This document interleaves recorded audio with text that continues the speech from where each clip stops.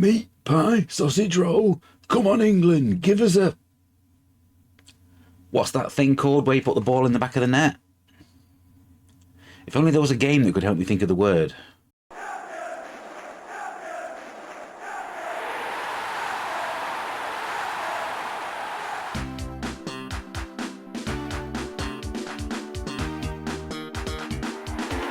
Hello everybody, welcome to the Re-Review, the series where I get to replay and reassess games from my favourite gaming era. I'm Brian, also known as UK Gen Zoidberg, and I'm rubbish at football. Always have been. Therefore, the only way that I've ever been able to experience that Roy of the Rovers feeling of scoring a World Cup winner has been through playing video games. Fortunately, or unfortunately, depending on your point of view, there were plenty of them to choose from on the Amiga. As it's currently the World Cup and I'm playing more football games than usual, I thought I would turn my attention in this episode to one of the more well-known Amiga kickabouts. That game is Goal, which was created by Dino Dini and published by Virgin Games in 1993.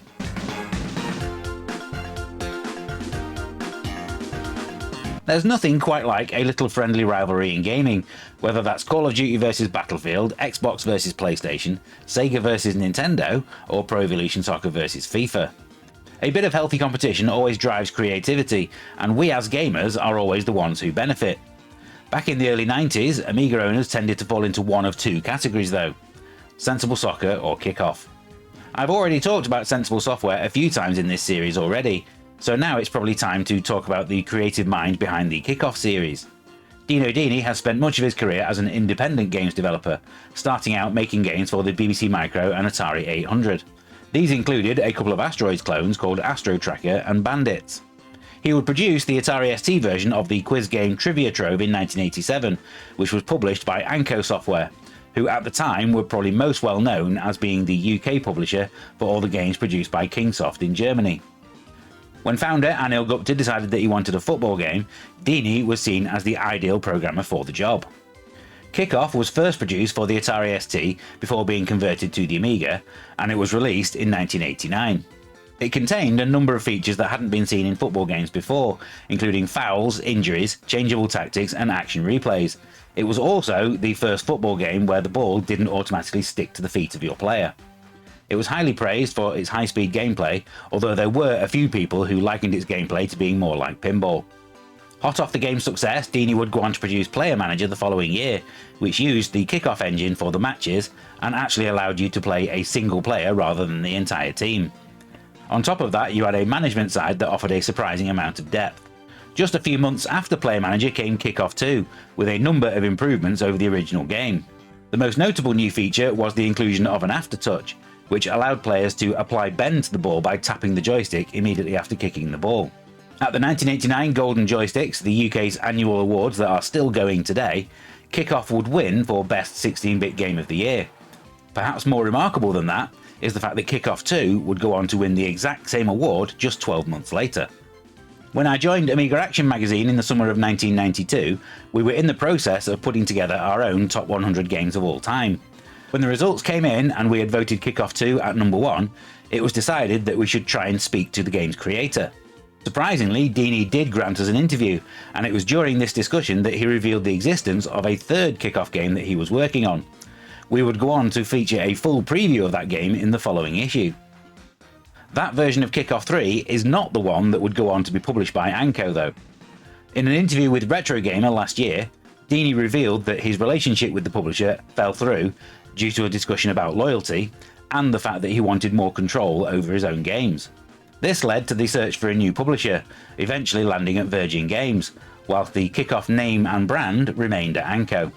The new game would eventually go on to be called Goal, although at one point, according to magazine previews, it would also go under the name 90 Minutes. It included a number of new innovations, including a new momentum system, where players would gain speed the more that they ran in a single direction. Dini handled the conversion to the Sega Mega Drive himself, although the SNES version would end up being produced by Eurocom. Following the release of these, Dini would move to the US in 1996 and end up working with developer Z-Axis on a brand new football game. This game would end up being released for the PlayStation in the UK under the name Three Lions, carrying the official endorsement of the England football team, and it would hit shelves just in time for the 1998 World Cup. After producing a number of family games for publishers such as 3DO and THQ, Dini would leave gaming and go on to become a lecturer at Breda University in the Netherlands, where he would teach video game programming from 2007 to 2015. In 2016, he would return to the series that he started, working alongside Ingenious Entertainment to produce Dino Dini's Kick-Off Revival for the PlayStation 4 and Vita. I still enjoyed it, although the reviews were not kind, with Retrogamer calling it an embarrassing effort and clearly an unfinished product. If you are a fan of the series, I would suggest you try playing it for yourself. Today, Dino Dini works as a technical director at Sumo Digital. Now though, let's go back to 1993 and see what the reviews had to say about Goal at the time of its release.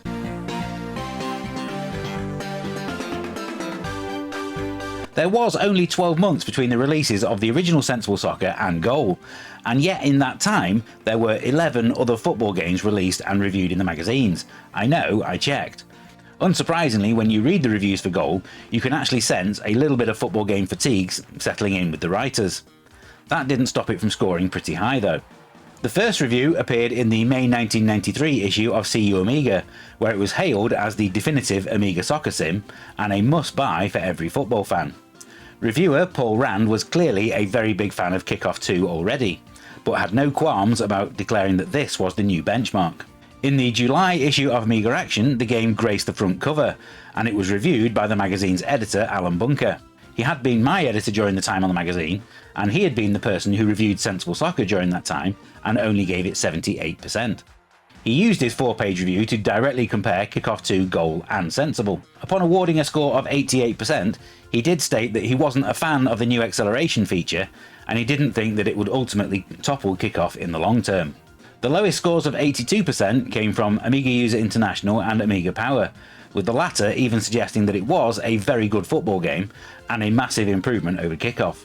From a total of 9 reviews that I found in UK magazines, the average score came out at a very impressive 88.5%. On the Lemon Amiga website, it currently has a user score of 7.92 from 135 votes, with the highest percentage of scores given being 8 out of 10. On Moby Games, it has a score of 8.3. Now though, it's time for the playtest. Let's load the game up and see what I think of it.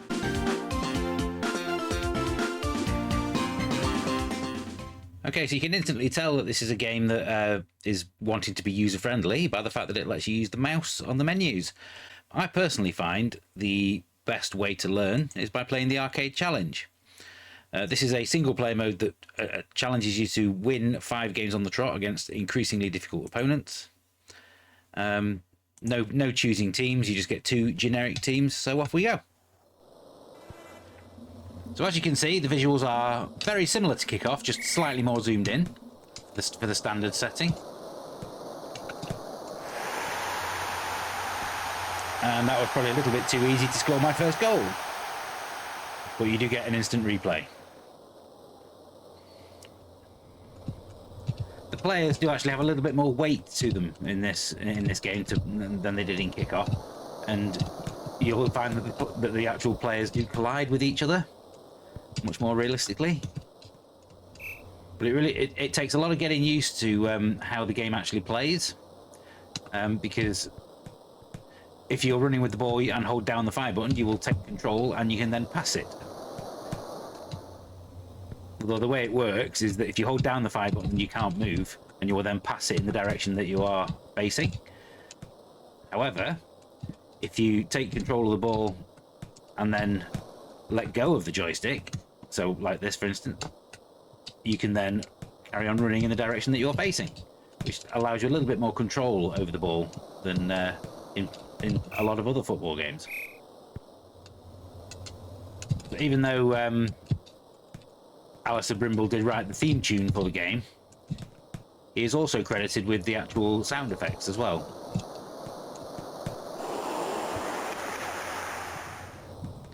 Did say in a making of that I read about this game that he left out things like offsides just to try and keep the flow of the game,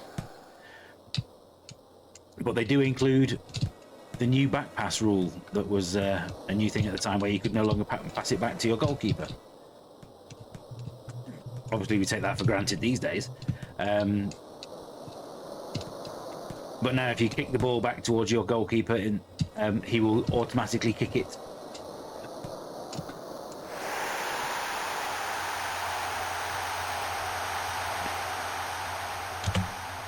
And pressing the spacebar will change to the zoomed out view, so you can get a better view of the goals that you score when they go onto the action replay. You can actually leave it on that view and play the entire game from that, but I personally think it loses a little bit. I am playing this with an Immortal joystick through the emulator, and it all works really, really well with a single fire button.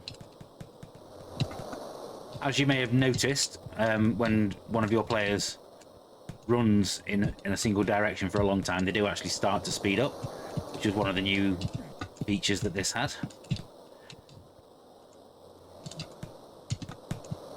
And I honestly think it works quite well.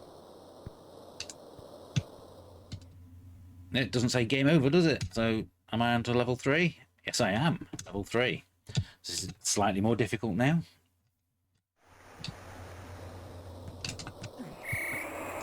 A foul? A red card? Oh dear.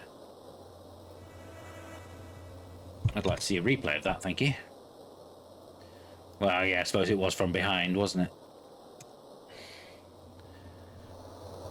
So yeah, so as you can see, just tapping the enter or return button on your keyboard will instantly show you a replay.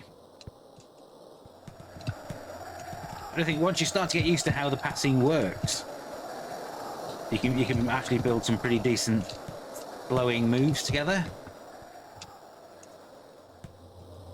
So I do like how the view will then zoom out whenever you've got a corner, allowing you to then move the target line.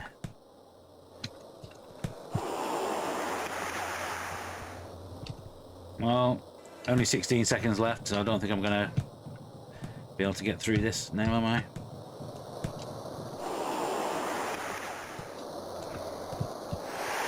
Oh, and that's it. Just rubbing salt in the wound there.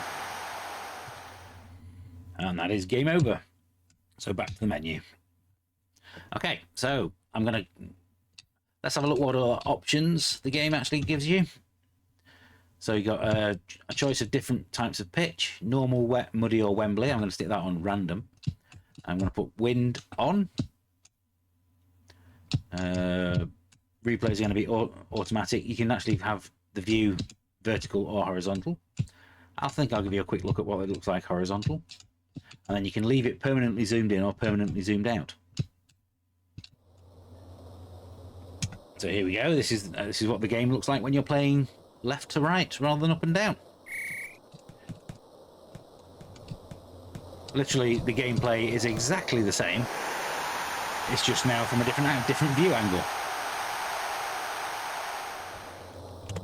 And once again, pressing the space bar will switch between zoomed in or zoomed out. But as you can see, I don't like playing side on because I find it too difficult. So let's stop playing horizontal. I just thought I'd show you that. Okay, so you get league or cup options, and these are fully customizable. If you go into a league, for instance, you can even name the league, but you can then say how many teams you have in it. You can say how many times you play each team, and it tells you at the bottom how many games you're going to have in total. And then if you go into a cup competition, you can select how many rounds there are to the cup, which will tell you how many teams there are going to be. You can then even set on the semi-finals and everything else how many legs you get. So obviously I'm going to play as Manchester United. Let's turn off some of these teams. So Hearts can stay in. Get rid of Auxerre, get rid of Aston Villa. So here we go. I've been drawn against Bayern Munich in the first round of the cup. So you can skip all the previous games, and it will just give you the results of those ones, and it'll get straight to the game that you're going to need to play. So Bayern Munich versus Manchester United. That is the old Manchester United away kit. Wow. So let's get on with the game.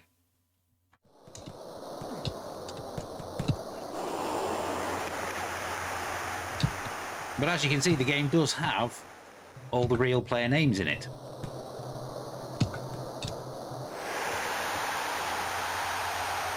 So a nice little equaliser from Mark Hughes there.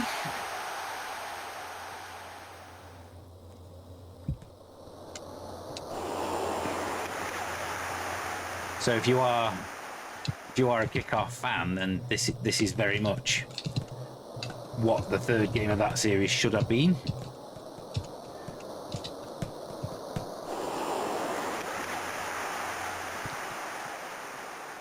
It's certainly a lot better than the game that is actually called Kick-Off 3. So as somebody who is already a massive fan of Kick-Off, especially Kick-Off 2, I think this game, it does improve on it in a lot of meaningful ways.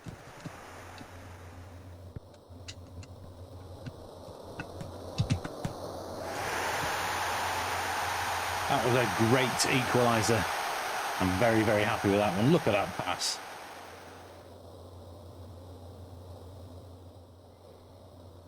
But anyway, as there goes the final whistle, and that's me out of the cup competition. I think that's where I'm going to end the playtest.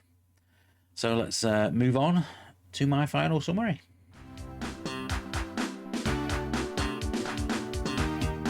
Playing Goal really does feel like the next natural evolution of the Kick-Off series, and I honestly think that all the new features and additions make this a much better game. When I first started playing, it was all a bit frantic, but once I started to understand how all the new systems worked, I found that I had much greater control over the ball. I also liked how the players themselves have much more of a physical presence, and you can no longer just simply run through your opponents. You really do have to think about your positioning. Being the massive Sensible and Kick-Off fan that I am, having a horizontal pitch didn't really do anything for me, although I do like that the game includes it as an option. As far as the sound goes, the crowd noises are excellent, especially if you're playing it with a headset on. My only real complaint is that the intro music you only get to hear once. It really should have been playing on the menus. And while I'm on the subject of those menus, they are definitely very well laid out and functional, but I honestly found that they looked a little bit bland. In addition to the expected single match, cup and league options, there is also the inclusion of an excellent arcade challenge mode. This asks you to try and win 5 increasingly difficult games on the trot, with your final challenge score being a combination of the number of goals scored and conceded. It's honestly one of my favourite features in any football game, and it operates as a kind of high score challenge that will make you want to come back and try and do better next time. Obviously you are going to get the most fun out of this game by playing it with your friends, but this arcade challenge mode offers the solo player a very compelling reason to come back and play too. The Amiga Football Game Super League is very bottom heavy, with more low effort titles than there are good ones. Goal, however, sits right at the top as far as I'm concerned, with only the almighty Sensible World of Soccer above it. Instead of wasting time arguing about which game is best, you really should just play both of them. There are enough unique features in each to make them feel like very different experiences. But crucially, they are both just as satisfying to play, and that's why I'm awarding this a Platinum medal and a score of 9 out of 10.